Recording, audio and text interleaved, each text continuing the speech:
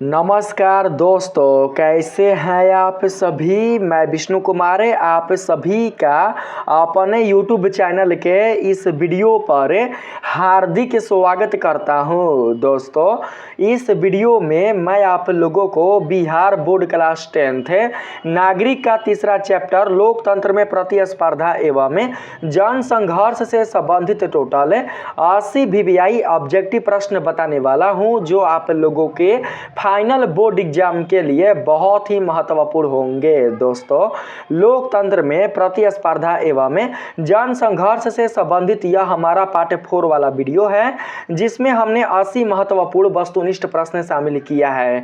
इसके पहले मैंने इसी चैप्टर से संबंधित पार्ट 1, पार्ट 2 और पार्ट 3 वाला वीडियो बना चुका है। अगर आपने अभी तक उन तीनों वीडियो को नहीं देखा है तो आप सभी जरूर से उन तीनों वीडियो को देख लीजिएगा, क्योंकि दोस्तों मैं इस वीडियो में आप लोगों को 240 से आगे के जो ऑब्जेक्टिव प्रश्न है उन्हीं के बारे में बताऊंगा। तो चलिए बिना देर किए शुरू करते हैं अपने आज के इस वीडियो क्लासेज को। दोस्तों, यहाँ पर 241 नंबर के सवाल में पूछा गया है, राजनीतिक दलों के बीच स्वस्थ प्रतियोगिता किसके लिए लाभकारी मानी जाती है। आपके ऑप्शन है सरकार के लिए, विपक्ष के लिए, लोकतंत्र के लिए या फिर न्यायपालिका के लिए। सही आप लोग बताएंगे ऑप्शन। 241 का सही ऑप्शन क्या होगा? तो दोस्तों राइट आंसर होगा हमारा 241 का ऑप्शन नंबर सी, यानी कि लोकतंत्र के लिए।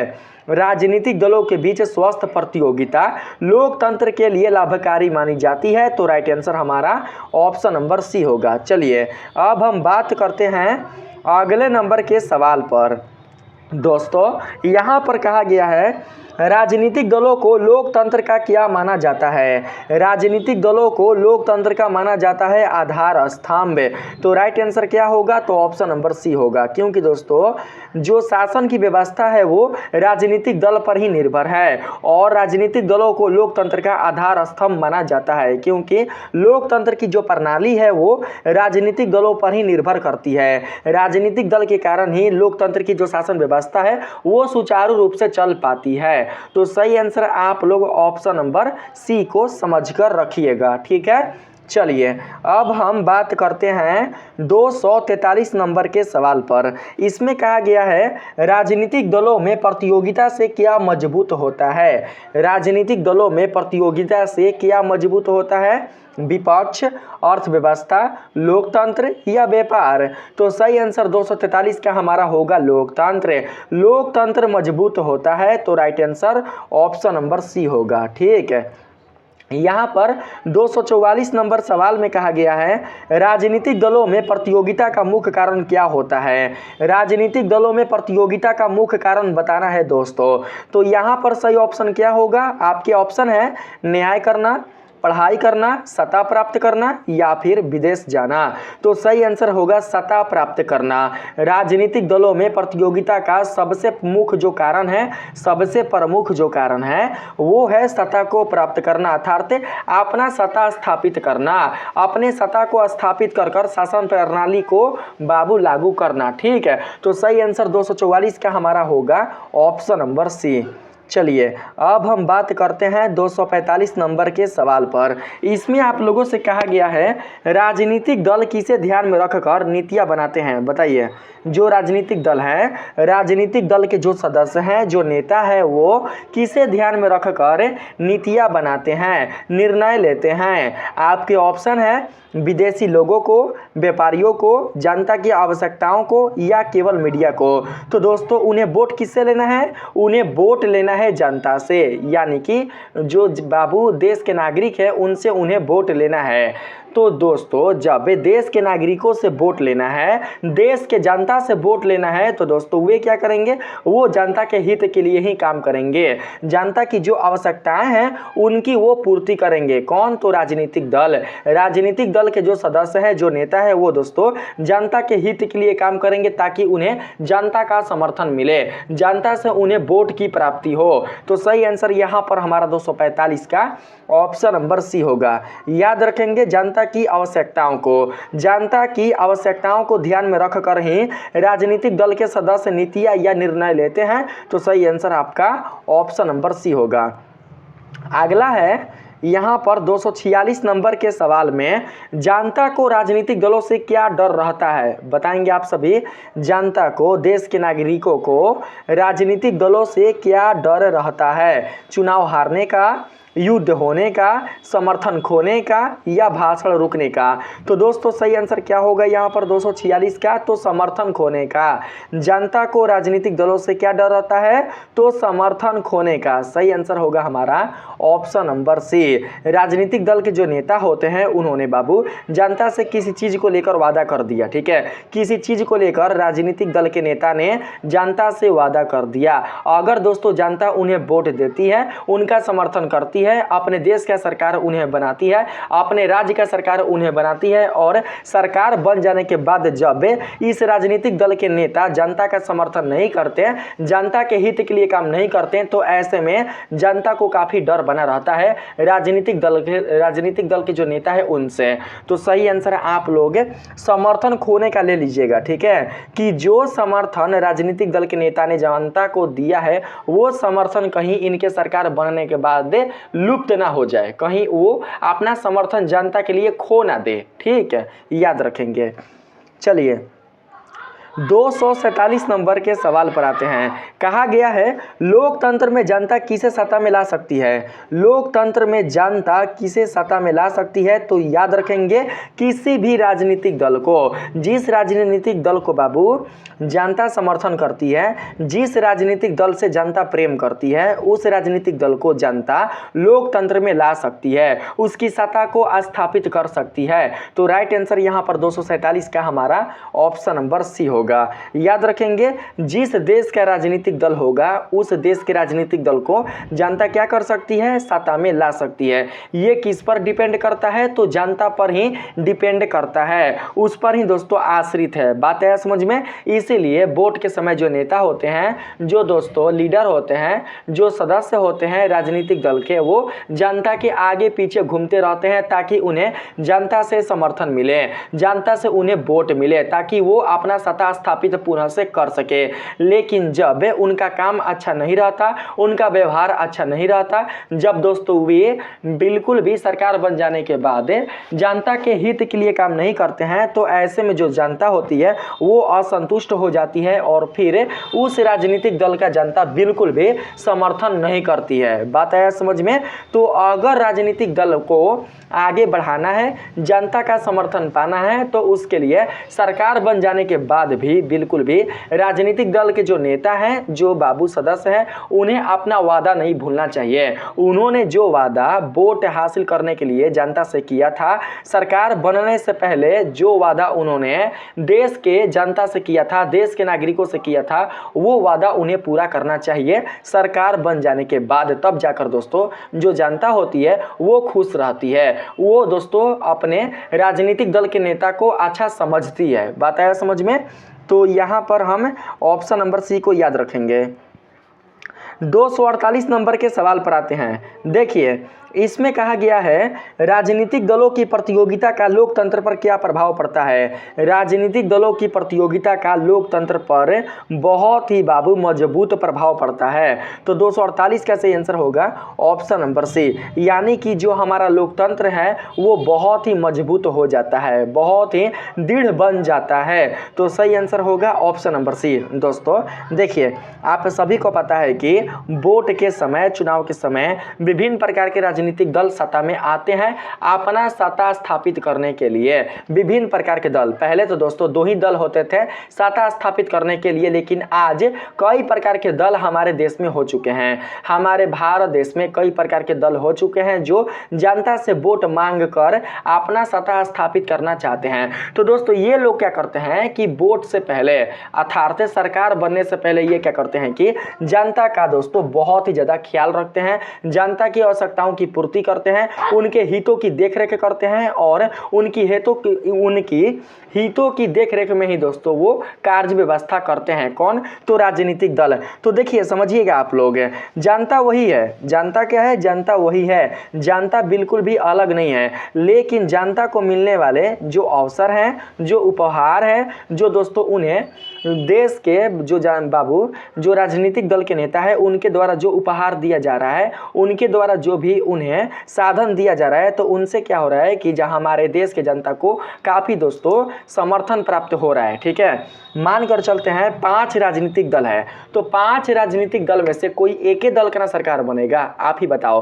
5 राजनीतिक दल है तो इन 5 राजनीतिक दलों में से किसी का एक ही ना बाबू सरकार बनेगा, किसी एक ही राजनीतिक दल का ना सरकार बनेगा। ऐसा थोड़ी ना है कि पांचों के पांचों राजनीतिक दल का सरकार बन जाएगा, ऐसा बिल्कुल भी नहीं हो सकता है। लेकिन वोट पाने के लिए जो 5 राजनीतिक दल है, ये पांचों के पांचों राजनीतिक दल जनता के लिए क्या करेंगे, जनता के लिए दोस्तों अच्छा काम करेंगे, जनता को पैसा देंगे, उनकी आवश्यकताओं की पूर्ति करेंगे। तो दोस्तों जनता को पांचों राजनीतिक दलों से क्या होगी, पांचों राजनीतिक दलों से लाभ प्राप्त होगी, पांचों राजनीतिक दलों से दोस्तों उन्हें साधन प्राप्त होगा। और जब जनता को पांचों राजनीतिक दल से साधन प्राप्त होगा, लाभ प्राप्त होगा, तो उनकी आर्थिक स्थिति बहुत ही अच्छी हो जाएगी। आर्थिक स्थिति बहुत ही अच्छी होने के बावजूद बाबू वो क्या करेंगे कि वो दोस्तों अपने इन पैसों से कुछ अच्छा काम कर लेंगे। ठीक है, जो भी नेता उन्हें पैसे देंगे वोट देने के लिए, उन पैसों से वो कुछ अच्छा काम कर लेंगे। और साथ ही दोस्तों अगर उनकी आर्थिक स्थिति खराब है, कोई व्यक्ति गरीब है और उनकी आर्थिक स्थिति बहुत ही ज़्यादा खराब है, तो दोस्तों वो अपनी आर्थिक स्थिति में सुधार भी ला सकते हैं। या फिर किसी गरीब के पास अगर पीने के लिए पानी नहीं है या फिर उनके मूलभूत आवश्यकताओं की पूर्ति के लिए कोई वस्तु नहीं है, तो वो वस्तु भी राजनीतिक दल से मिल सकता है। अगर जनता कहेगा कि हमें ये चीज़ चाहिए, तो दोस्तों वो जो राजनीतिक दल होगा वो उन्हें दे देगा, क्योंकि उन्हें वोट चाहिए।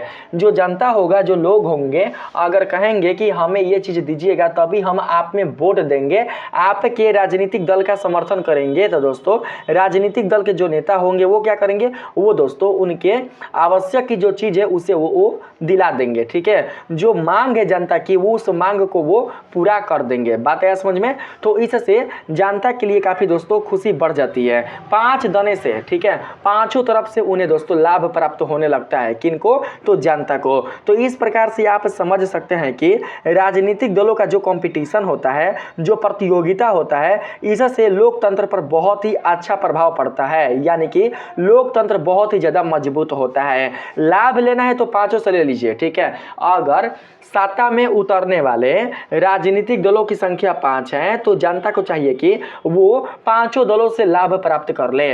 पांचों दलों से दोस्तों क्या करें, अपना जो लाभ है, अपना जो साधन है उसे वो प्राप्त कर ले।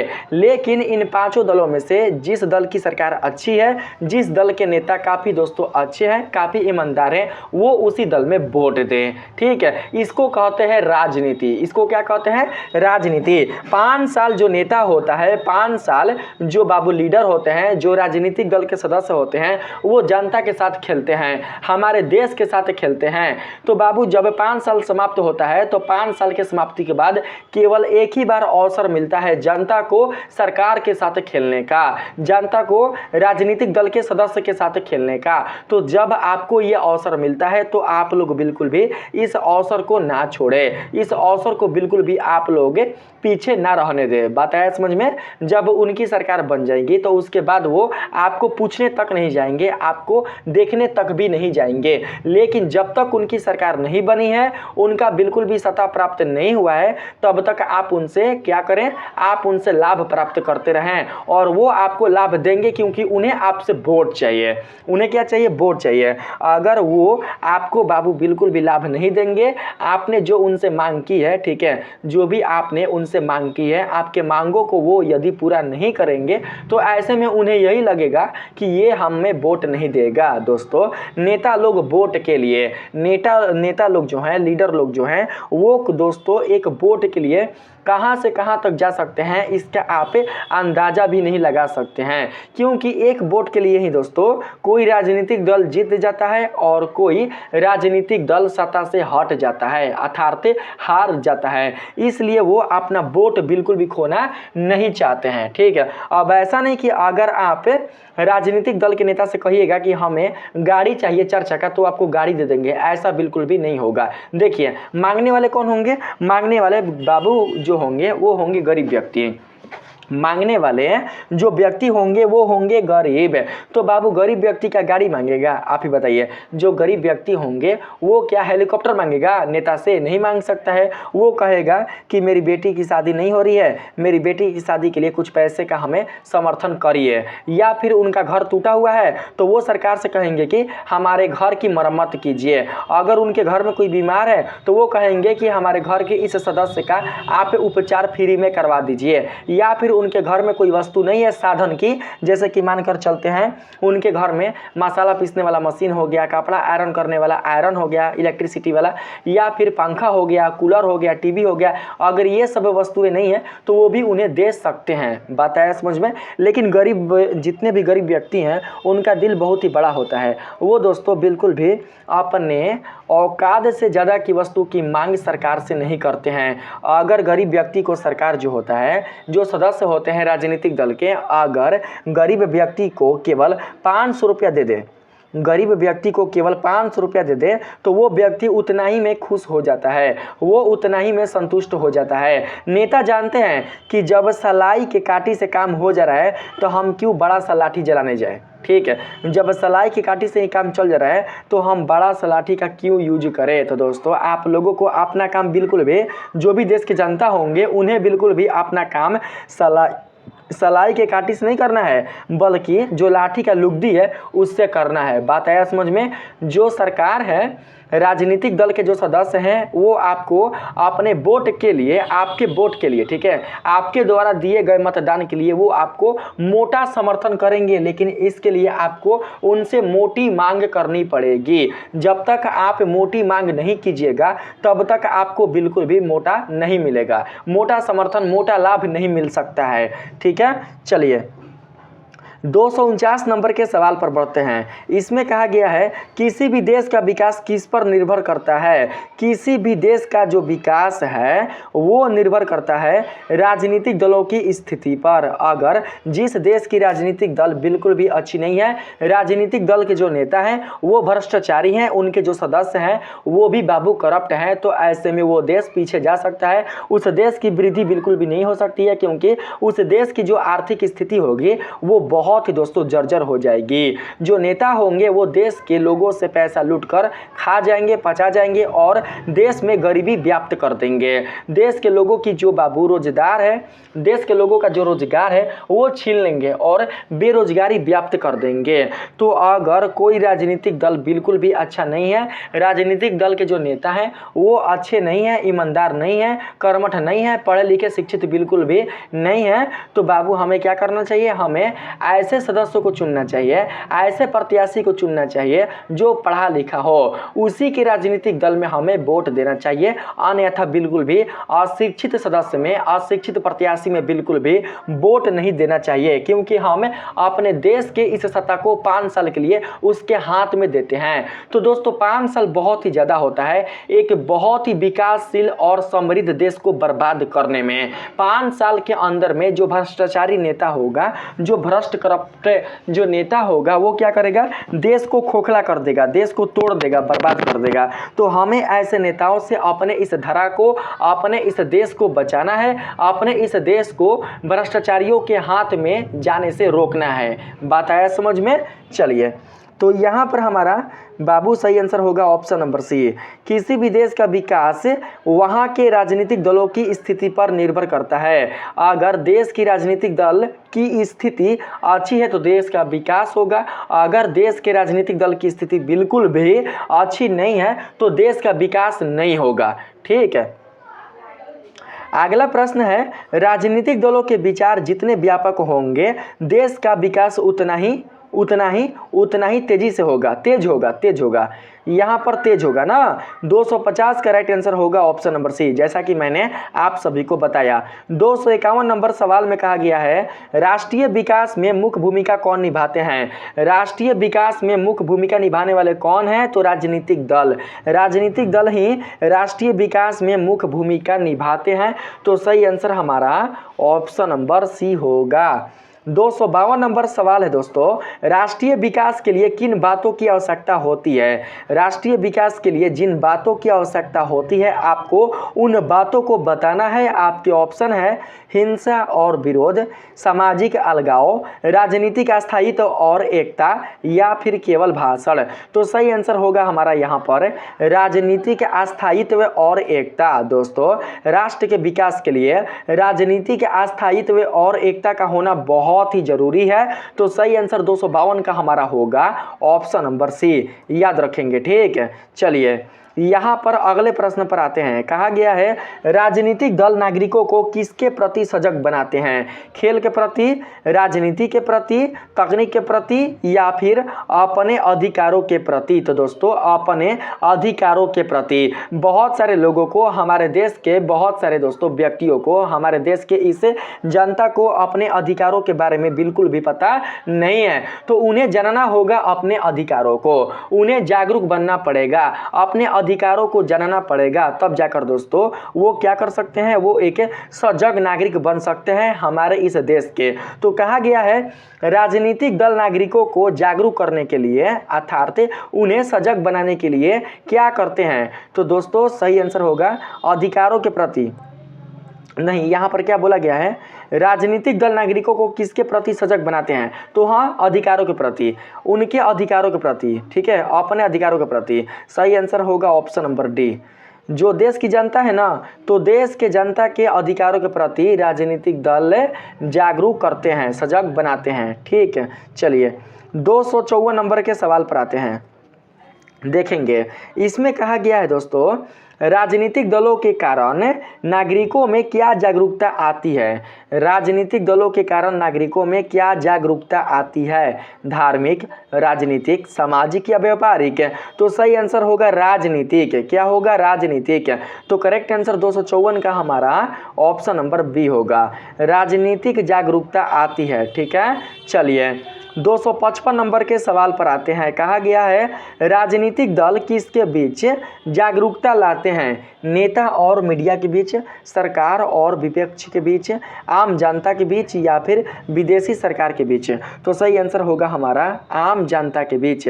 राजनीतिक दल आम जनता के बीच जागरूकता लाते हैं, उनके अधिकारों को बाबू बताते हैं, दिलाते हैं, उनके जो अधिकार हैं उनको वो अधिकार से बाबू परिचित कराते हैं। कौन, तो राजनीतिक दल। तो सही आंसर आपका होगा 255 का ऑप्शन नंबर सी, तो याद रखेंगे। ठीक है, चलिए 256 नंबर के सवाल पर बढ़ने का प्रयास करते हैं।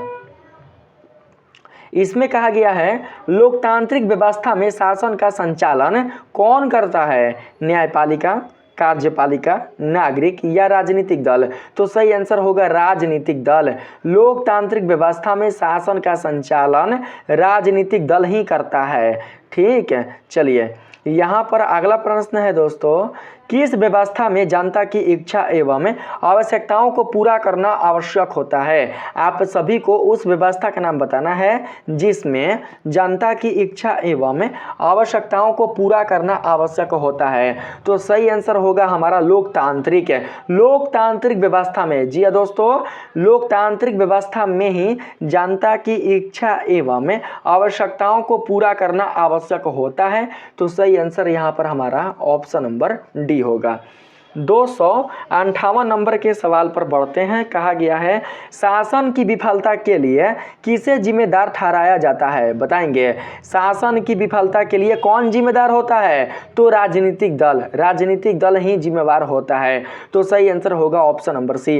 अगर दोस्तों शासन बिल्कुल भी हमारे देश का अच्छे तरीके से नहीं चल पाएगा, हमारा जो देश है वो बिल्कुल भी अच्छे तरीके से संचालित नहीं हो पाएगा, हमारे देश की जो शासन व्यवस्था है वो अच्छे से सुचारू रूप से नहीं चल पाएगी, तो इसका जिम्मेवार कौन होगा, तो राजनीतिक दल। जिस राजनीतिक दल का सरकार हमने बनाया है वो राजनीतिक दल ही दोस्तों दोषी होगा। अगर हमारे देश की लोकतांत्रिक शासन व्यवस्था डगमगाती है तो यहाँ पर करेक्ट आंसर क्या होगा 258 का, तो ऑप्शन नंबर दोस्तों हो जाएगा 258 का सी। ठीक है, याद रखेंगे। चलिए 259 नंबर के सवाल पर आते हैं। कहा गया है राजनीतिक दलों की कौन सी प्रमुख चुनौती है। राजनीतिक दलों की कौन सी प्रमुख चुनौती है, चुनाव जीतना, चुनाव जिताना, जनता को डराना, विपक्ष से समझौता या फिर धन और दबदबे वाले लोगों का वर्चस्व। तो सही आंसर होगा धन और दबदबे वाले लोगों का वर्चस्व। जो लोग गरीब हैं, जो लोग मूर्ख हैं, जो लोग अशिक्षित हैं, उन लोगों को दोस्तों थोड़े बहुत धन देकर उन्हें अपने तरफ करना। बात है समझ में। यही दोस्तों चुनौती है किसकी? तो राजनीतिक दलों की। राजनीतिक दल के जो नेता होते हैं वो जानते हैं कि जो गरीब व्यक्ति होते हैं, जो अत्यंत पिछड़े लोग होते हैं, उन्हें बिल्कुल भी शिक्षा के बारे में कुछ पता नहीं होता, उन्हें अपने अधिकारों के बारे में पता नहीं होता, उनके जो अधिकार है वो अपने अधिकारों से बिल्कुल भी दोस्तों पता नहीं कर पाते हैं। देखिए, जो भी गरीब व्यक्ति होते हैं उनको अपना अधिकार पता नहीं है कि हमारा किन किन चीज़ों पर अधिकार है, देश के किस चीज़ पर हमारा अधिकार है। तो जब उन्हें अपना अधिकार पता नहीं होता तो दोस्तों इन अशिक्षित व्यक्तियों का, इन बिना पढ़े हुए लोगों का फ़ायदा कौन उठाते हैं? तो राजनीतिक दल के नेता। वो उनके घर जाते हैं, उनसे मीठी मीठी बातें करते हैं, थोड़े बहुत पैसे देकर दोस्तों या फिर थोड़ा बहुत समर्थन देकर उन्हें अपने तरफ कर लेते हैं और कहते हैं कि आप मेरे में ही वोट देना। और जो गरीब व्यक्ति होते हैं वो काफ़ी दोस्तों दिल के अच्छे होते हैं, उनके अंदर दया होती है, करुणा होती है। किसी चीज़ को वो लेते हैं तो उसके बदले दोस्तों वो उस चीज़ को चुकाते भी हैं। अगर पैसे के बदले दोस्तों देखिए, अगर राजनीतिक दल के नेता ने गरीब व्यक्ति को, अत्यंत पिछड़े वर्ग के लोगों को, दलित या महादलित वर्ग के लोगों को दोस्तों केवल वोट के लिए पैसा दिया है या फिर लाभ की कोई वस्तु दिया है, तो दोस्तों जो गरीब व्यक्ति हैं वो ये सोचते हैं कि उन्होंने हमें पैसा दिया है, हमें ये चीज़ दिया है, वो चीज़ दिया है, तो हमारा भी कर्तव्य बनता है कि हम भी उनमें अपना वोट दें। हम भी क्या करें कि उस राजनीतिक दल का समर्थन करें। तो दोस्तों उन्हें पता नहीं है कि जो राजनीतिक दल उनके घर आया है वो अच्छा है या फिर नहीं है। जो राजनीतिक दल उनसे वोट मांग रहा है वो हमारे इस देश की सत्ता को संभाल सकता है या फिर नहीं संभाल सकता है, वो एजुकेटेड है या फिर नहीं है, उसने कितना ज़्यादा अच्छा काम देश के लिए किया है या फिर नहीं किया है, इसके बारे में उन्हें पता नहीं होता। बस उन्हें ये बाबू ज्ञान रहता है, उन्हें बस ये ज्ञान रहता है, ये बस उन्हें दोस्तों अनुभव रहता है कि उन्होंने हमें पैसा दिया है तो इसके बदले हमें उन्हें वोट देना चाहिए। ठीक है। और इसी चीज़ का फायदा उठाकर जो राजनीतिक दल के नेता होते हैं वो दोस्तों गरीबों से, अत्यंत पिछड़े वर्ग के लोगों से, दलित या महादलित लोगों से वोट प्राप्त कर लेते हैं। लेकिन हमारे समाज के जो व्यक्ति शिक्षित होते हैं, जो पढ़े लिखे होते हैं, जिनके अंदर शिक्षा होता है, वो दोस्तों जान जाते हैं कि ये बिल्कुल भी अच्छा नेता नहीं है, हम बिल्कुल भी इस राजनीतिक दल का समर्थन नहीं करेंगे। ऐसा नहीं है कि वो पढ़ा लिखा व्यक्ति उनका लिया हुआ जो पैसा है, उनके द्वारा दिया गया जो पैसा है वो नहीं लेगा, वो लेगा, पैसा भी लेगा, उनके द्वारा दिया गया जो लाभ है, उनके द्वारा दिया गया जो वस्तु है वो भी लेगा, लेकिन वोट उसमें नहीं देगा, बिल्कुल भी वोट नहीं देगा। वोट उसी में देगा, उसी राजनीतिक दल का समर्थन करेगा जो राजनीतिक दल उसके देश के लिए काफ़ी उचित होगा, काफ़ी दोस्तों अच्छा होगा। ठीक है। तो यही होता है एक शिक्षित और अशिक्षित व्यक्ति के बीच में अंतर। तो इसीलिए दोस्तों कहा जाता है कि आप सभी भी पढ़िए, अपने देश के अधिकारों को जानिए, अपने देश के जो नियम है, जो नीतियां हैं, जो कानून है, उनसे आप परिचित होइए, क्योंकि आने वाले समय में आप ही इस देश की सरकार बनने वाले हैं। जब आप नहीं पढ़ोगे, नहीं आप शिक्षित होगे तो हमारा जो देश होगा वो कैसे आगे बढ़ेगा, कैसे हमारे इस देश का संचालन अच्छे तरीके से हो पाएगा। बात है समझ में। इसीलिए बच्चों आप सभी को पढ़ना बहुत ही ज़रूरी है, अपने मूल अधिकारों को जानना बहुत ही ज़रूरी है। जब आप अपने मूल अधिकारों को जान लेंगे, राजनीति से संबंधित कुल जितने सारे बातें हैं उन्हें आप अच्छे से बाबू जान लेंगे और साथ ही संविधान को समझ लेंगे, तो आप लोगों को कोई भी चुप नहीं करा सकता है। ठीक है। क्योंकि जो जितना शिक्षा ग्रहण करेगा वो उतना ही बोलेगा, क्योंकि मैंने आप सभी को बताया है कि शिक्षा वो शेरनी का दूध है जो जिसे जितना पिएगा वो उतना ही दहाड़ेगा। ठीक है। तो यहाँ पर हमारा होगा ऑप्शन नंबर डी, मैंने आपको बता चुका है। चलिए अब बात करते हैं 260 नंबर के सवाल में। इसमें कहा गया है कौन सा वर्ग राजनीतिक दलों पर प्रभाव जमाता है, कौन सा वर्ग राजनीतिक दलों पर प्रभाव जमाता है, गरीब वर्ग, किसान, छात्र या फिर अमीर और शक्तिशाली लोग। तो सही आंसर 260 का हमारा होगा अमीर और शक्तिशाली लोग। ये लोग ही राजनीतिक दलों पर प्रभाव डालते हैं, प्रभाव वहाँ पर जमाते हैं। तो सही आंसर होगा हमारा ऑप्शन नंबर डी। ठीक है। चलिए 261 नंबर के सवाल पर आते हैं। कहा गया है दलों में वंशवाद का मतलब क्या है। वंशवाद का मतलब क्या है बताना है आप सभी को। आपके ऑप्शन है दल बदलने की प्रक्रिया, जाति व्यवस्था, परिवारवाद और उत्तराधिकार आधारित राजनीति या फिर संविधान विरोध। तो सही आंसर 261 का हमारा होगा क्या दोस्तों? तो 261 का करेक्ट आंसर हमारा हो जाएगा ऑप्शन नंबर सी, परिवारवाद और उत्तराधिकार आधारित राजनीति। दोस्तों देखिए जो वंशवाद प्रक्रिया है, इस प्रक्रिया में क्या होता है कि अगर माता हमारे देश की सत्ता में है, ठीक है, अगर हमारे देश की, बाबू आप लोग ऐसे समझना, आप लोग ऐसे समझ सकते हैं। देखिए अगर मानकर चलते हैं कि हमारे देश का कोई नेता ए है, ठीक है, हमारे देश का कोई नेता ए है और उसके राजनीतिक दल का चिन्ह है दोस्तों पी।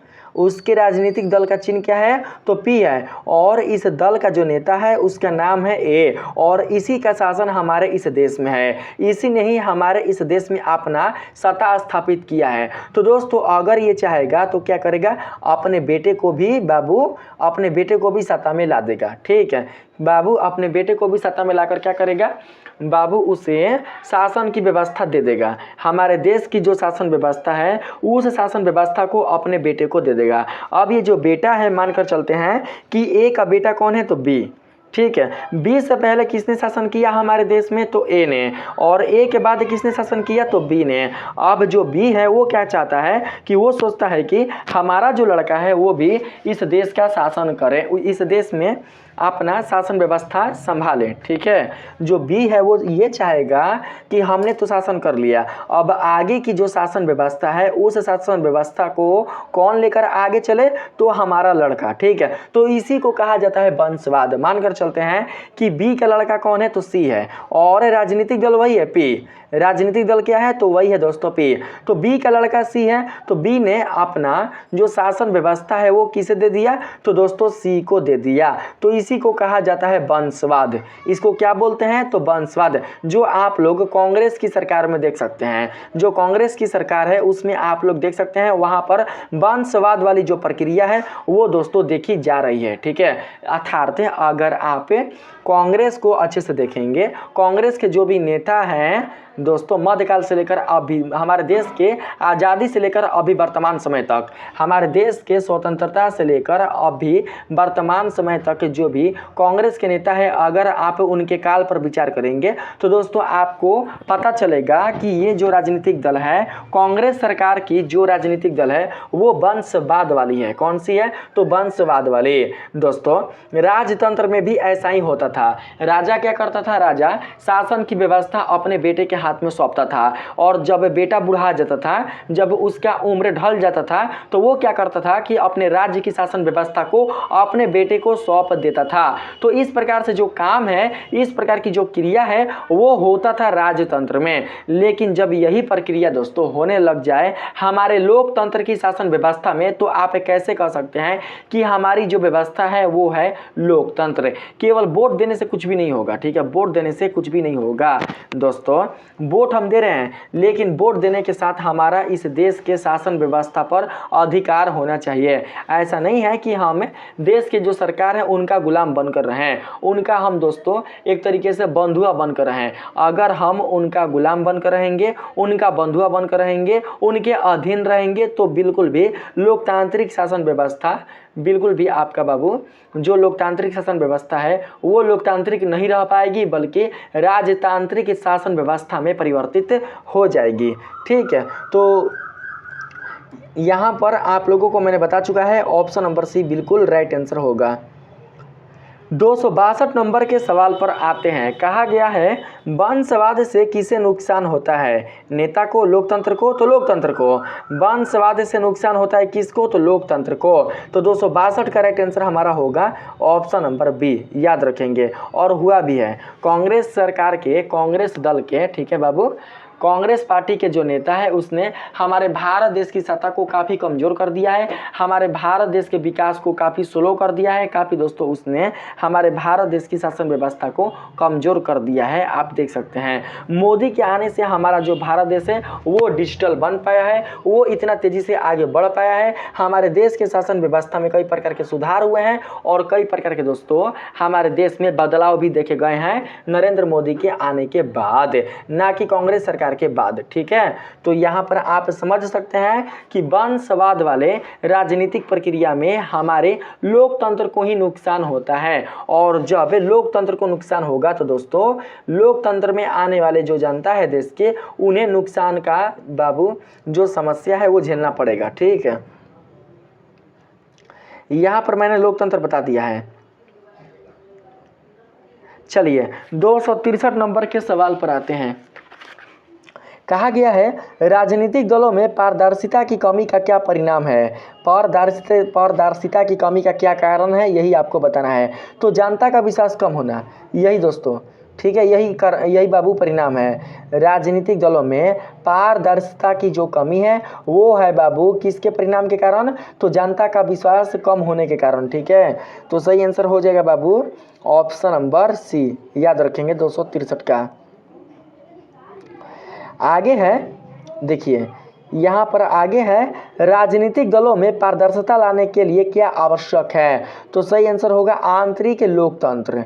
आंतरिक लोकतंत्र 264 का सही आंसर क्या होगा, तो आंतरिक लोकतंत्र आवश्यक है। ठीक है, केवल बाहरी लोकतंत्र से कुछ भी नहीं होगा, बाहरी फेंकने से कुछ भी नहीं होगा, बाहरी केवल बोल देने से कुछ भी नहीं होगा, बल्कि हमने जो भी बोला है, देखिए राजनीतिक दल के जो नेता है उसने जनता से जो वादा किया है, जो उसने अपनी वाणी दी है, उस वाणी का उसे लाज रखना होगा, उसे अपना वादा निभाना होगा, पूरा करना होगा, तभी जाकर जनता को उसके प्रति विश्वास बढ़ेगा, जनता उसका समर्थन करेगी। बात आया समझ में। तो यहाँ पर बाबू कहा गया है राजनीतिक दलों में पारदर्शिता लाने के लिए क्या आवश्यक है, तो आंतरिक लोकतंत्र, यानी कि लोकतंत्र के शासन व्यवस्था में जो जनता है, जो लोग हैं, उनका विश्वास जितना होगा उन लोगों पर अपना दोस्तों क्या करना पड़ेगा, अपना बाबू एक तरीके से आप समझ सकते हैं कि जो भी जनता है उस पर दोस्तों अपना विश्वास बनाना पड़ेगा। ठीक है, उन्हें ये एहसास दिलाना पड़ेगा कि हम गलत नहीं हैं, हमारी जो राजनीतिक व्यवस्था है वो बिल्कुल भी गलत नहीं है, बिल्कुल भी दोषी नहीं है। ठीक है, चलिए अब बढ़ते हैं 265 नंबर के सवाल पर। यहाँ पर कहा गया है चुनाव के समय राजनीतिक दल का क्या प्रकाशित करते हैं, चुनाव के समय राजनीतिक दल क्या प्रकाशित करते हैं, प्रेस नोट, आमंत्रण पत्र, शपथ पत्र या घोषणा पत्र, तो मैनिफेस्टो, घोषणा पत्र ही प्रकाशित करते हैं। ठीक है, यहाँ पर सही आंसर होगा प्रश्न में, प्रश्न 265 का सही आंसर होगा ऑप्शन नंबर डी। घोषणा पत्र में क्या लिखा होता है, घोषणा पत्र में दूसरे राजनीतिक दलों का बुराई लिखा होता है। ठीक है, दूसरे राजनीतिक दल के नेता से जुड़े हुए बुराई लिखा होता है घोषणा पत्र में। और साथ ही दोस्तों जनता को क्या क्या चाहिए, जनता को कौन कौन चीज़ें दोस्तों आवश्यक है, उन चीज़ों से संबंधित बातें मैनिफेस्टो में लिखी होती है, मैनिफेस्टो में लिखी होती है। ठीक है, तो इसलिए हमारा क्या होगा सही आंसर, तो घोषणा पत्र, याद रखेंगे। 266 नंबर सवाल है कौन सी बात राजनीतिक दलों की छवि को नुकसान पहुंचाती है, आपके ऑप्शन है नीतिगत बहस, विकास कार्य, घोषणा पत्र या भ्रष्टाचार, तो सही आंसर यहाँ पर 266 का हमारा होगा दोस्तों भ्रष्टाचार। भ्रष्टाचार वाली जो बात है, यही बात राजनीतिक दलों की छवि को नुकसान पहुंचाती है, अर्थात राजनीतिक दलों का जो दर्पण है उसे गंदा करती है। तो राइट आंसर होगा ऑप्शन नंबर डी। ठीक है, 267 नंबर के सवाल पर आते हैं। इसमें कहा गया है राजनीतिक दलों की एक बड़ी चुनौती क्या है, बड़ी चुनौती आप सभी को बताना है राजनीतिक दलों की। आपके ऑप्शन है जनता से संपर्क बढ़ाना, विदेशी निवेश करना, शिक्षा या जनसंख्या वृद्धि। तो बाबू जनता से संपर्क बढ़ाना राजनीतिक दलों की एक बड़ी चुनौती है, जनता से संपर्क बढ़ाना। अगर राजनीतिक दल के नेता वोट प्राप्त करने के लिए जनता से अपना संपर्क बढ़ाएंगे, जनता भेरी जाकर लोगों के पास जाकर उनके हितों के बारे में पूछेंगे, उनके मजबूरियों को समझेंगे, उनका समर्थन करेंगे, उनके उद्देश्यों की पूर्ति करेंगे, तो ऐसे में जनता का विश्वास उस राजनीतिक दल के प्रति बढ़ेगा, उस राजनीतिक दल का समर्थन करेगा, भले ही वो राजनीतिक दल गलत हो या फिर उस राजनीतिक दल का जो कार्य व्यवस्था है पिछले 5 सालों में वो भले गलत हो, लेकिन दोस्तों जो जनता होंगे वो उस राजनीतिक दल का समर्थन करेंगे अगर उस राजनीतिक दल के नेता जनता के पास जाकर उनकी मदद करती है, उनकी हेल्प करती है, उनका समर्थन करती है, उनके जो भी बाबू मूलभूत आवश्यकताएं हैं उन मूलभूत आवश्यकताओं की यदि पूर्ति करती है तो ठीक है। तो ये चीज़ जो है वो किसके लिए है, तो बाबू ये है गरीब व्यक्तियों के लिए, अशिक्षित और सीधे साधे व्यक्तियों के लिए, वरना ऐसे व्यक्ति जो पढ़े लिखे हैं, जो शिक्षित हैं, जो जानते हैं कि इस राजनीतिक दल ने पिछले 5 सालों में क्या क्या किया है, जो बाबू व्यक्ति जो भी लोग ये जान चुके हैं कि जो राजनीतिक दल मेरे पास वोट के लिए आया है इसने 5 सालों में कुछ भी काम नहीं किया है, बीते हुए 5 सालों में कोई भी हमारे देश में, हमारे राज्य में, हमारे क्षेत्र में सुधार नहीं लाया है, कोई भी अच्छा काम नहीं किया है, तो ऐसे में दोस्तों वो क्या करेंगे, वो दोस्तों उसे वोट नहीं देंगे, उसके द्वारा दिए गए लाभ को प्राप्त कर लेंगे, उसके द्वारा दिए गए साधन का उपयोग कर लेंगे, लेकिन उसमें वोट कदापि नहीं देंगे। तो सही आंसर आप सब याद रखेंगे, जनता से संपर्क बढ़ाना। 267 का अगला प्रश्न है, चुनाव सुधारों के लिए कौन उत्तरदायी है, चुनाव सुधारों के लिए उत्तरदायी कौन है, तो सही आंसर होगा बाबू चुनाव आयोग। कौन, तो चुनाव आयोग। तो 268 का सही आंसर हमारा ऑप्शन नंबर ए होगा। 269 नंबर सवाल में कहा गया है आप लोगों से, धनबल और बाहुबल की राजनीति किसे कमजोर करती है, धनबल और बाहुबल की राजनीति किसे कमजोर करती है जी बाबू, लोकतंत्र को, नौकरशाही को, मीडिया को या कानून व्यवस्था को, तो सही आंसर 269 का हमारा होगा लोकतंत्र को, याद रखेंगे दोस्तों। तो सही आंसर होगा ऑप्शन नंबर सी। चलिए 270 नंबर के सवाल में आते हैं, कहा गया है राजनीतिक दलों को किस प्रकार की आलोचना करनी चाहिए, राजनीतिक दलों को किस प्रकार की आलोचना करनी चाहिए, हिंसक, रचनात्मक, व्यक्तिगत या जातिगत। तो राइट आंसर यहाँ पर हमारा हो जाएगा 270 का दोस्तों रचनात्मक, ना ही हिंसक, ना ही व्यक्तिगत और ना ही जातिगत। कौन सी करना चाहिए रचना, तो रचनात्मक, याद रखेंगे, ठीक है। यहाँ पर रचनात्मक आलोचना करनी चाहिए राजनीतिक दलों को वोट प्राप्त करने के लिए। चलिए अब बात करते हैं 200, हम लोग यहाँ पर क्या है जी 70 है ना, 270 के बाद प्रश्न छूट गया है क्या भाई, 270 के बाद प्रश्न लग रहा है छूट गया है दोस्तों। 270 के बाद 271 ना आएगा, 271 आएगा, 271 प्रश्न कहाँ छूट गया भाई। 270 के बाद जो प्रश्न है वो छूट चुका है। 270 के बाद 286 आ गया है ना, 286 आ गया है डायरेक्ट। दोस्तों यहाँ पर लग रहा है ना अभी 15 प्रश्न हमने छोड़ दिया है आप लोगों को, 15 प्रश्न हमने बिल्कुल भी यहाँ पर लिखा ही नहीं है। यहाँ पर आ चुका है 270 के बाद डायरेक्ट 286। अच्छा कोई बात नहीं है बाबू, ठीक है ना।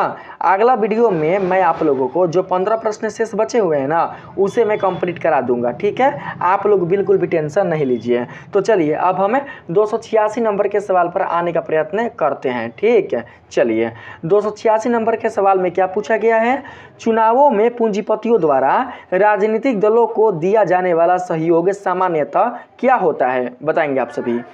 चुनावों में पूंजीपतियों द्वारा राजनीतिक दलों को दिया जाने वाला सहयोग सामान्यतः क्या होता है, तो काला धन, काला धन होता है दोस्तों।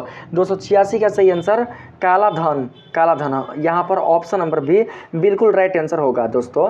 चुनाव के समय, वोट के समय जो नेता होते हैं राजनीतिक दल से संबंधित, अपने अपने राजनीतिक दल से संबंधित जो नेता होते हैं वो वोट के समय जो भी पैसा खर्चा करते हैं, जो भी पैसा दोस्तों वो पानी की तरह बहाते हैं, वो पैसा उनका काला धन होता है। अगर दोस्तों वो ईमानदारी से पैसे को कमाए होते हैं, अगर दोस्तों वो अपने मेहनत से पैसे को कमाए होते हैं, तो बिल्कुल भी इस तरीके से दोस्तों वो पैसे को बिल्कुल भी जनता में नहीं लुटाते, जनता में बिल्कुल भी इन पैसों को पानी की तरह नहीं बहाते। लेकिन दोस्तों उनका वो पैसा होता ही नहीं है, क्योंकि जब उनकी सरकार थी, उनका जब शासन था देश पर, राज्य पर या फिर क्षेत्र पर, तो दोस्तों उन्होंने अपने शासन व्यवस्था पर बहुत ही दोस्तों भ्रष्टाचार किए थे और भ्रष्टाचार के कारण ही काला धन कमाया था। और इस काला धन का प्रयोग कहाँ कर रहा है, तो दोस्तों वोट प्राप्त करने के लिए। और फिर जब इसका पूरा का पूरा काला धन खत्म हो जाएगा वोट प्राप्त करने के लिए, तो दोस्तों जब इसकी सरकार बन जाएगी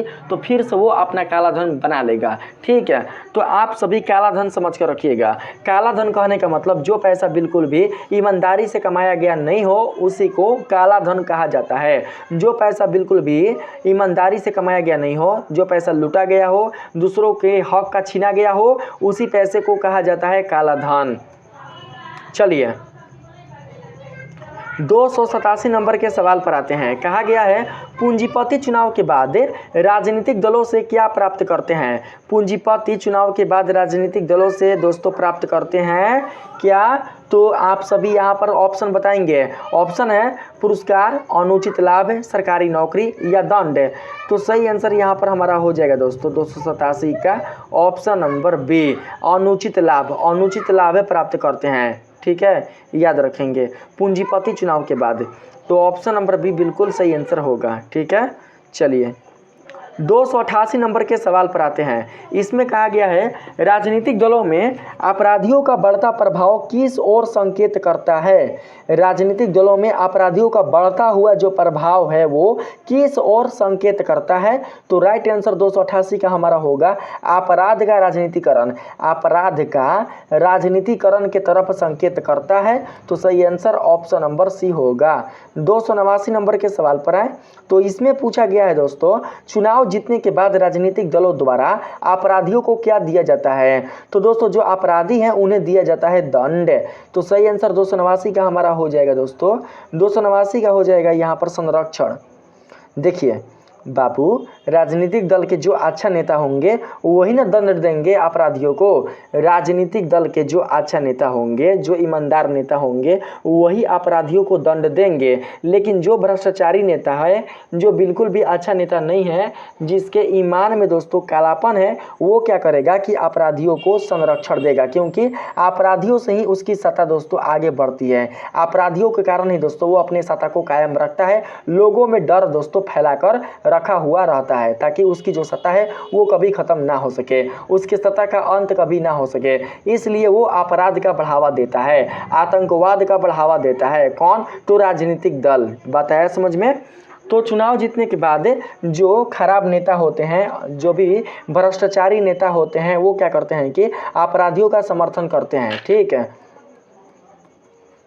290 नंबर के सवाल पर आते हैं। इसमें कहा गया है सिद्धांतहीनता से तात्पर्य क्या है। सिद्धांतहीनता से तात्पर्य क्या है। तो सही आंसर 290 का हमारा हो जाएगा दलों का अपने मूल विचारधारा से विचलन।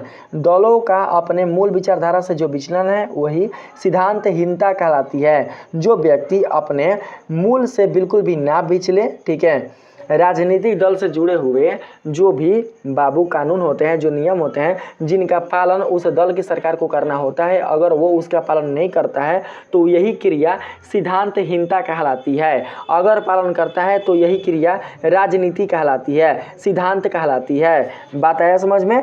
तो याद रखेंगे ऑप्शन नंबर ए को। 291 नंबर के सवाल पर पढ़ते हैं। इसमें कहा गया है किस देश के राजनीतिक दल आज भी अपने सिद्धांतों पर टिके हुए हैं। तो सही आंसर होगा अमेरिका। अमेरिका, ठीक ना, अमेरिका देश के राजनीतिक दल आज भी अपने सिद्धांतों पर टिके हुए हैं। दोस्तों अमेरिका दल के जो भी राजनीतिक दल हैं वो शासन व्यवस्था कायम करने के लिए, अपना सत्ता अमेरिका में स्थापित करने के लिए जो भी सिद्धांत दोस्तों वो जो भी सिद्धांत उनके राजनीतिक दल में होते हैं उनको वो पूरा करते हैं। ठीक है, जो भी वादे अपने देश के लोगों से करते हैं, अपने क्षेत्र के नागरिकों से करते हैं, उन वादों को वो पूरा करते हैं। कौन? तो अमेरिका के जो राजनीतिक दल के नेता है वो। तो 291 का सही आंसर होगा अमेरिका।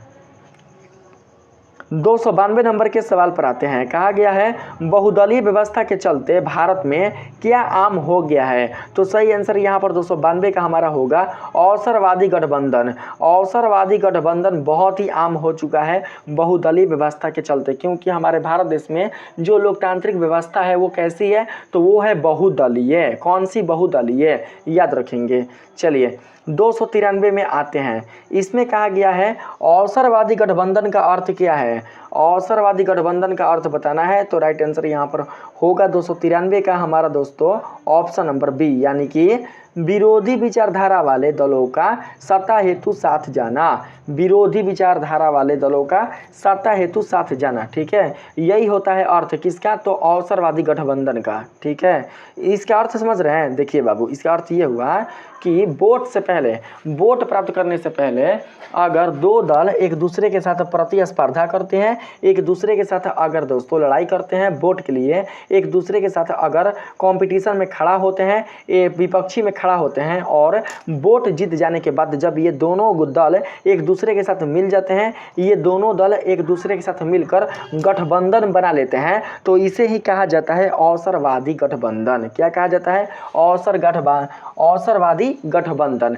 बात को समझना बाबू, जब तक वोट नहीं मिला है, जब तक जनता के द्वारा मतदान नहीं किया गया है, तब तक ये दोनों दलें क्या करती हैं, ये दोनों दलें एक दूसरे के ऊपर आरोप लगाती हैं, एक दूसरे के राजनीतिक दल का अपमान करती हैं, एक दूसरे की बुराइयां करती है। और साथ ही दोस्तों आप समझ सकते हैं कि ये दोनों दल एक दूसरे का विरोध करती है। क्या करने के लिए? तो दोस्तों जनता का समर्थन पाने के लिए, जनता से वोट पाने के लिए। लेकिन जैसे ही इन दोनों दलों में से किसी एक दल को जनता वोट दे देती है और इन दोनों दलों में से किसी एक दल की सत्ता प्राप्त हो जाती है, उसकी शासन स्थापित हो जाती है, तो दोस्तों शासन स्थापित होने के बाद, सत्ता स्थापित होने के बाद जो पहला दल है वो दूसरा दल से मिल जाता है, उसके साथ गठबंधन बना लेता है। तो ऐसे में क्या होता है कि ऐसे में जो जनता है उनका विश्वासघात हो जाता है। जनता के साथ दोस्तों जो दलें होती हैं वो उनके ईमान के साथ खेलती हैं, उनके व्यवहार के साथ खेलती हैं, उनका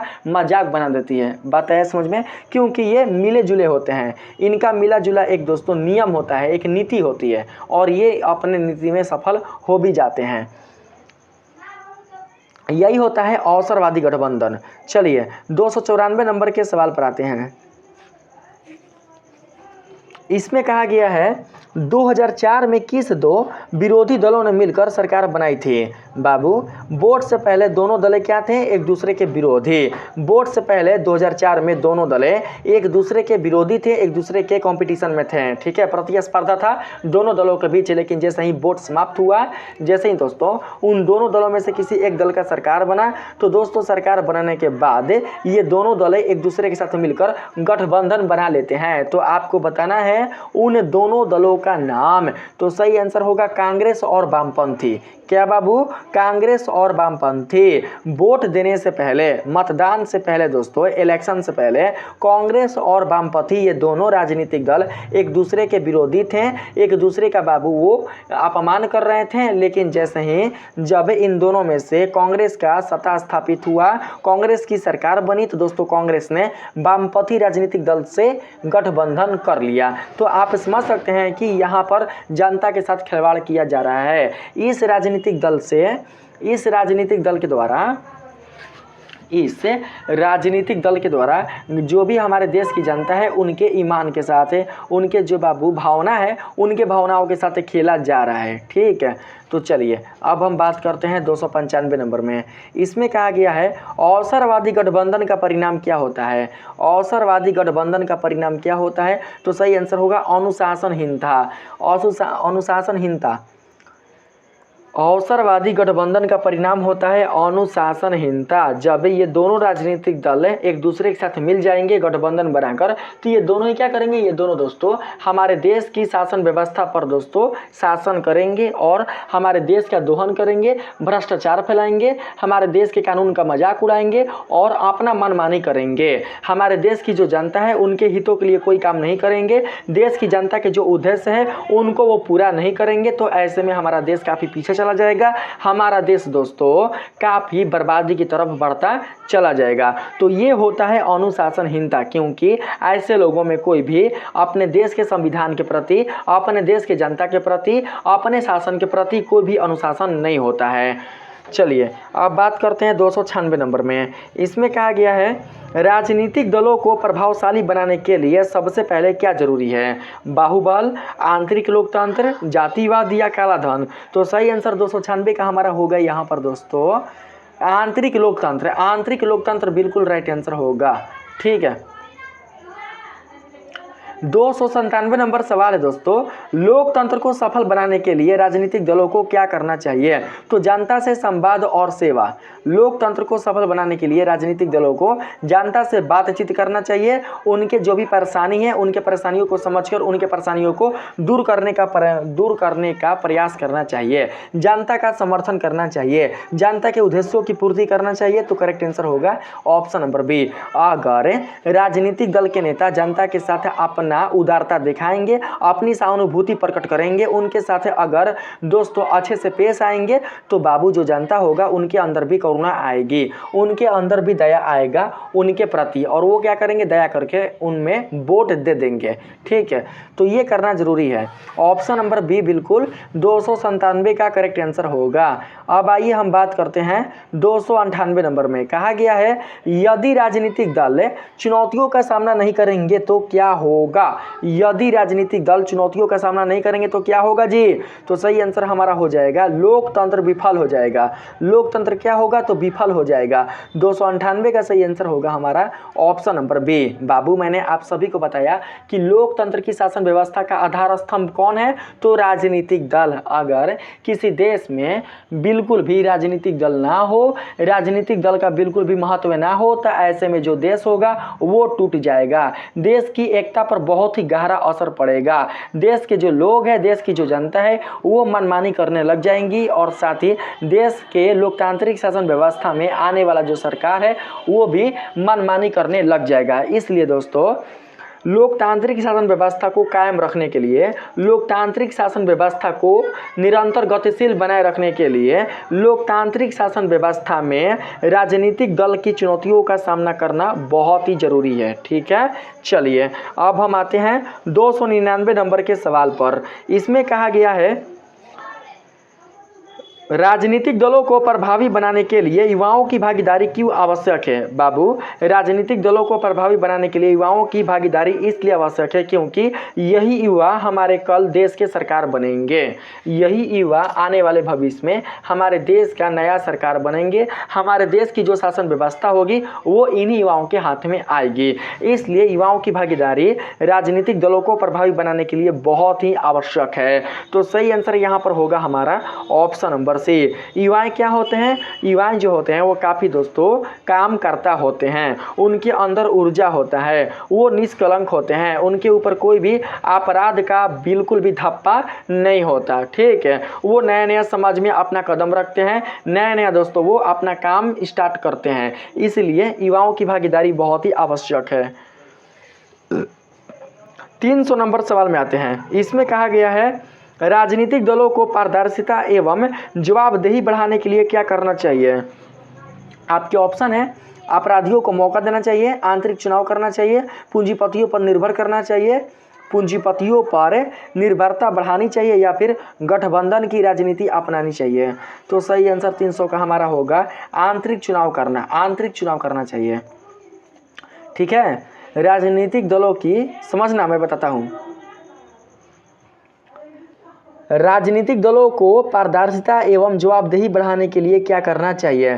तो बाबू जो राजनीतिक दल है ना उसके अच्छे तरीके से हमें जांच पड़ताल करना चाहिए कि वो राजनीतिक दल अच्छा है कि नहीं, उसके शासन व्यवस्था में क्या क्या हुआ है, उसने कितना सुधार किया है, उसके शासन व्यवस्था में क्या अच्छा था क्या खराब था, ये सारा चीज़ हमें जानना चाहिए, हमें दोस्तों पता लगाना चाहिए, तब जाकर हम बाबू उसके पारदर्शिता के बारे में जान सकते हैं। ठीक है, तो इसके लिए आंतरिक चुनाव करना बहुत ही ज़रूरी है। ठीक है, जो भी आप वोट देते हैं राजनीतिक दल को वो होता है बाहरी चुनाव, लेकिन इसके पहले बाहरी चुनाव से पहले आपको आंतरिक चुनाव करना बहुत ही ज़रूरी है। यानी कि राजनीतिक दल के बारे में पता लगाना, उसे अच्छे से समझना, उसके सही और गलत चीज़ों के बारे में पता लगाना बहुत ही आवश्यक है। ठीक, यहाँ पर अगला प्रश्न है, दल बदल को रोकने के लिए क्या लागू होना चाहिए? दल बदल कानून को रोकने के लिए क्या लागू होना चाहिए? तो दल बदल कानून नहीं, दल बदल को रोकने के लिए दल बदल कानून लागू होना चाहिए। ये सही आंसर होगा 301 का ना। तो यहाँ पर करेक्ट आंसर होगा हमारा ऑप्शन नंबर बाबू बी। याद रखेंगे, दल बदल को रोकने के लिए दल बदल कानून लागू होना चाहिए। 302 नंबर सवाल है, दल बदल कानून को कैसे लागू किया जाना चाहिए? तो बिना किसी लाभ के पूर्ण रूप से, बिना किसी लाभ के पूर्ण रूप से दल बदल कानून को लागू किया जाना चाहिए। तो सही आंसर ऑप्शन नंबर सी होगा 302 का। 303 नंबर के सवाल में आए तो इसमें आपसे कहा गया है, न्यायालय ने उम्मीदवारों को चुनाव लड़ने से कब रोका है? बताइए, जो न्यायालय है उसने उम्मीदवारों को चुनाव लड़ने से कब रोका है? जब उन पर गंभीर आपराधिक आरोप हो। दोस्तों, जब राजनीतिक दल के नेता के ऊपर कोई आरोप रहता है, उनके ऊपर कोई भी अगर अपराध का थप्पा रहता है, तो वो बिल्कुल भी बाबू वो सत्ता में नहीं आ सकते हैं, वो बिल्कुल भी वोट नहीं प्राप्त कर सकते हैं जनता से, अर्थात उम्मीदवार के रूप में वो खड़ा नहीं हो सकते हैं। ठीक है, अगर वो ऐसा ज़बरदस्ती करते हैं और गुनाह पाए जाने पर, ठीक है, दोषी पाए जाने पर उनके ऊपर न्यायालय के द्वारा कड़ा कार्रवाई किया जा सकता है। ठीक है, तो सही आंसर यहाँ पर होगा ऑप्शन नंबर सी। अब हम बात करते हैं 304 नंबर के सवाल में। इसमें कहा गया है, उम्मीदवारों को अपनी संपत्ति और आपराधिक मामलों का विवरण किसे देना होता है? तो इसका सही आंसर होगा चुनाव अधिकारी को। चुनाव अधिकारी को, चुनाव कराने वाले जो सदस्य होते हैं, जो अधिकारी होते हैं, उन्हें अपना बायोडाटा देना होता है। किनको? तो उम्मीदवारों को। सत्ता में आने वाले जो उम्मीदवार होते हैं उन्हें अपना बायोडाटा चुनाव अधिकारी को देना होता है। तो right answer option number C होगा। 305 नंबर के सवाल आते हैं, कहा गया है, न्यायपालिका के आदेश का पालन करने से क्या लाभ होगा? न्यायपालिका के आदेश का पालन करने से क्या लाभ होगा? अगर कोई न्यायपालिका के आदेश का पालन करता है, उसके कानून का समर्थन करता है, कानून के जो भी नियम है उन नियमों को दोस्तों अच्छे तरीके से फॉलो करता है, तो इससे क्या लाभ होगा? तो सही आंसर होगा बाबू, अपराधियों की संख्या घटेगी। जो भी अपराधी हैं, जो भी आतंकवादी है, उनकी संख्या घटेगी, दोषियों की संख्या में काफ़ी कमी आएगी। तो राइट आंसर होगा ऑप्शन नंबर बी। 306 नंबर सवाल में है, राजनीतिक दलों में आंतरिक लोकतंत्र बहाल करने का एक उपाय क्या है? तो इसका सही आंसर होगा समय समय पर सांगठनिक चुनाव कराना। समय समय पर सांगठनिक चुनाव कराना, यही आपका बिल्कुल राइट आंसर होगा। 307 नंबर के सवाल में आए तो इसमें कहा गया है, आंतरिक लोकतंत्र का क्या लाभ होगा? तो सभी सदस्यों को समान अवसर मिलेगा। आंतरिक लोकतंत्र से सभी सदस्यों को समान अवसर मिलेगा, ठीक है, राजनीति में आने का। तो right answer option number C होगा। 308 नंबर सवाल है, किस वर्ग को उचित प्रतिनिधित्व देकर राजनीतिक दल प्रभावी बना सकते हैं?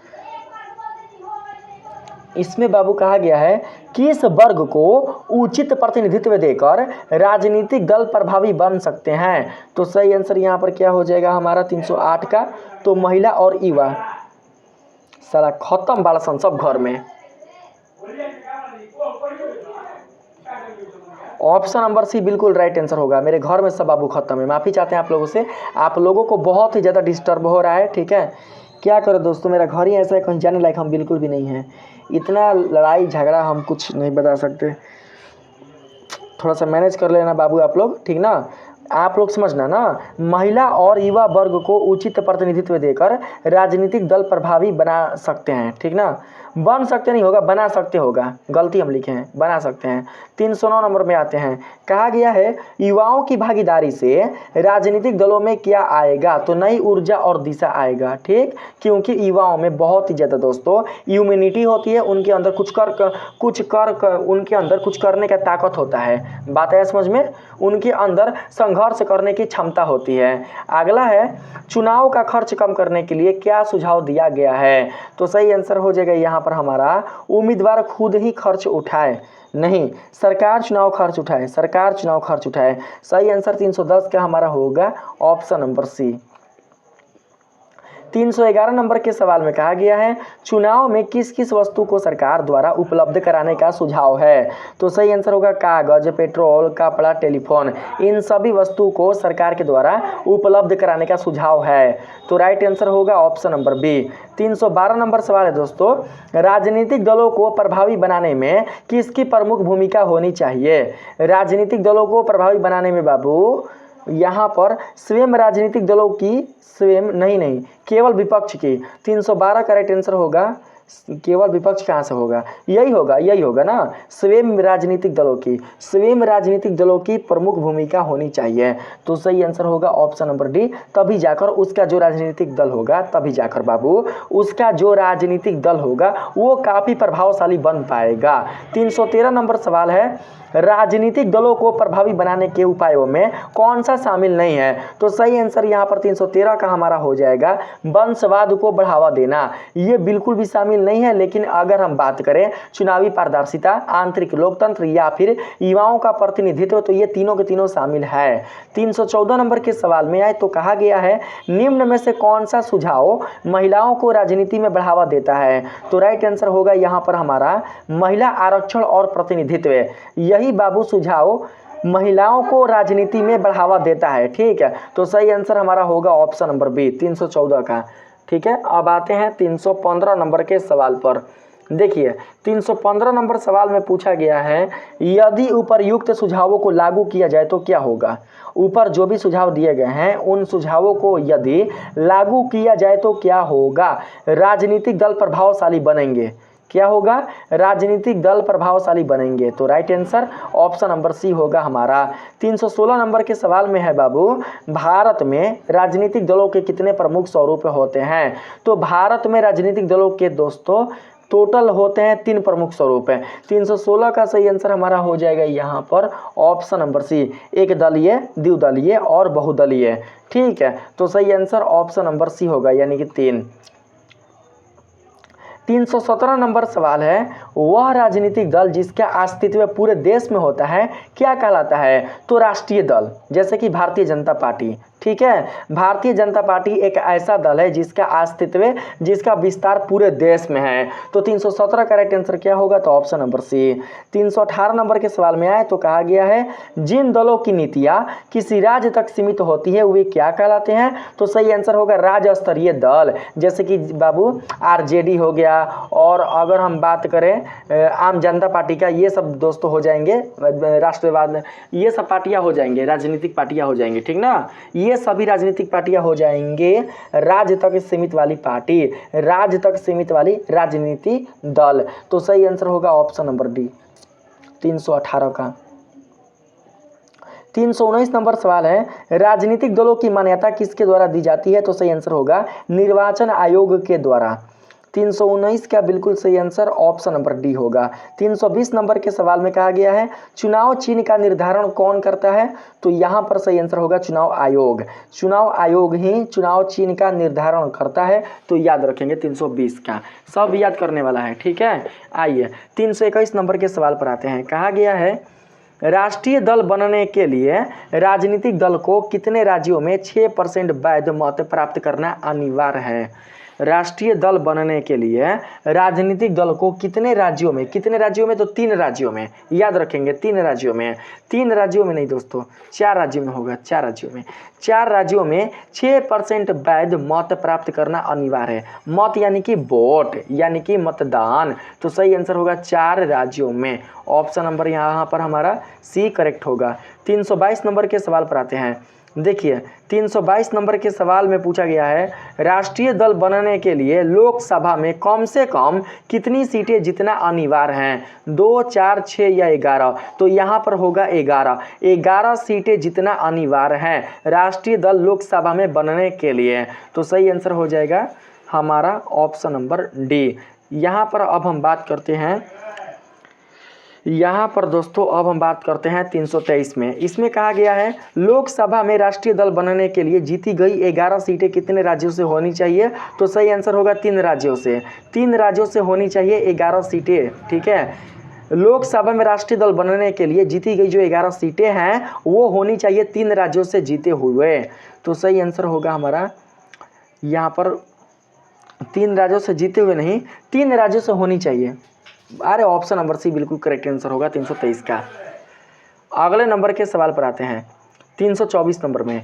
इसमें कहा गया है राष्ट्रीय दल बनने के लिए कौन सा विकल्प भी मान्य है।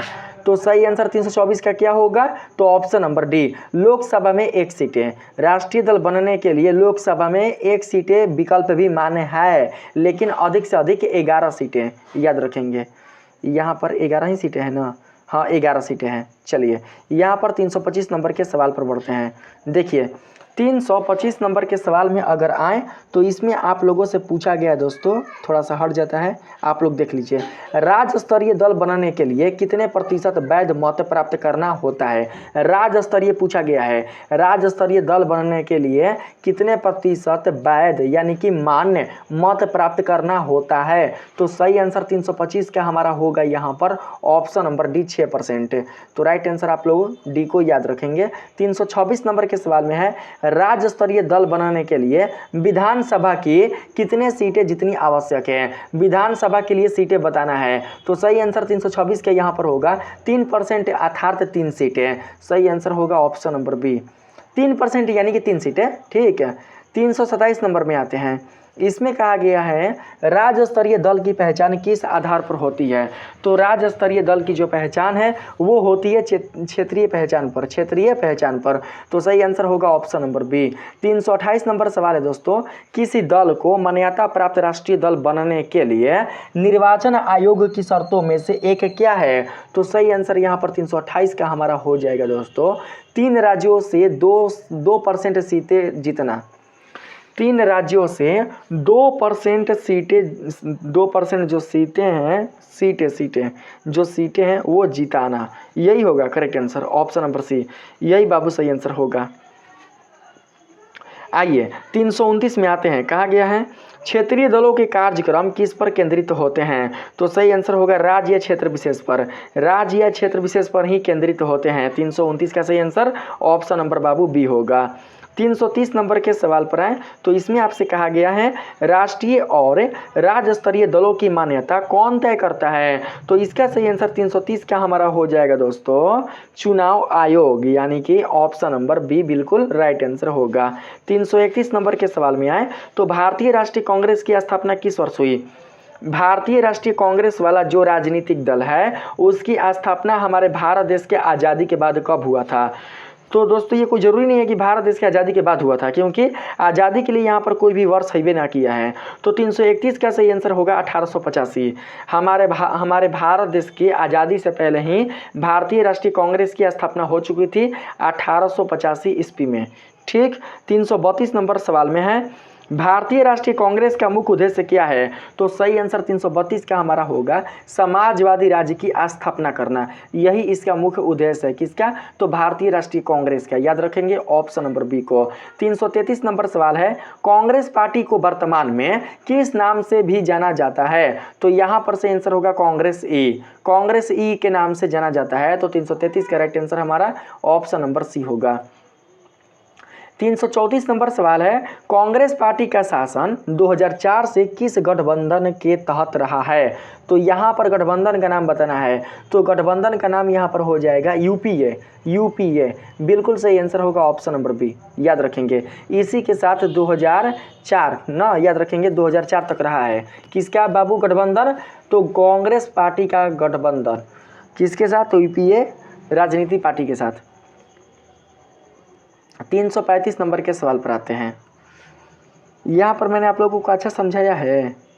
यहाँ पर कांग्रेस पार्टी का शासन 2004 से किस गठबंधन के तहत रहा है। तो याद रखेंगे कांग्रेस पार्टी का शासन 2004 से यूपीए गठबंधन के तहत रहा है, बस ऐसे समझ के रखना ना। अगला प्रश्न है भारतीय जनता पार्टी की स्थापना किस वर्ष हुई।